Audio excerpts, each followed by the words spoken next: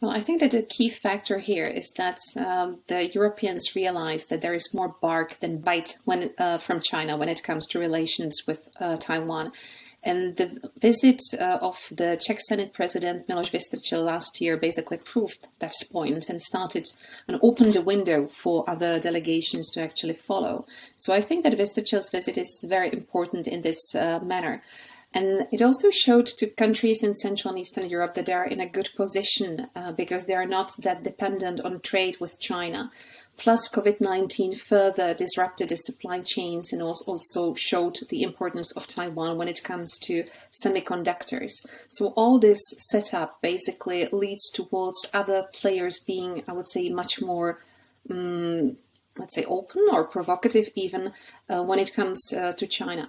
When it comes to European Parliament and EU delegations, I think that the biggest expected price to be paid, in the words of Wang Yi, basically the Chinese Minister of Foreign Affairs, is to be included in the sanction list. So there is very limited retaliation expected when it comes to relationship with Taiwan, at least in Central and Eastern Europe, but I would probably say in the broader EU context. I would basically say that while the visit may be unexpected, it is definitely a calculated move under very limited risks. But I would not overestimate the visit and draw some broader conclusions beyond the agenda of this current delegation. Foreign policy is made by member states. It will still be made by the member states. And I would argue that the position of national governments regarding one China policy has not changed. So the national policies on China and on Taiwan, I think, will not be affected by delegations such as this one.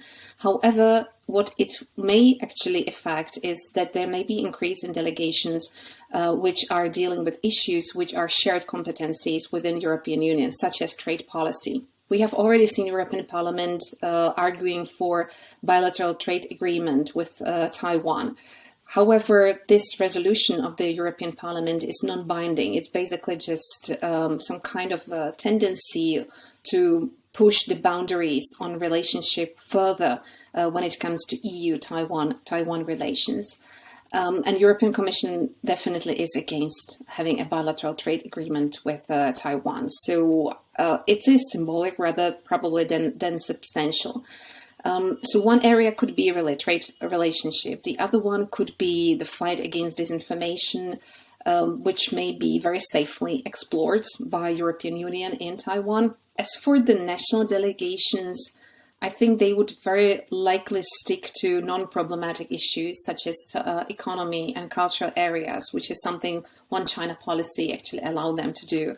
As for the European Parliament delegations, I think that we may actually expect more of them coming with different agendas to the island.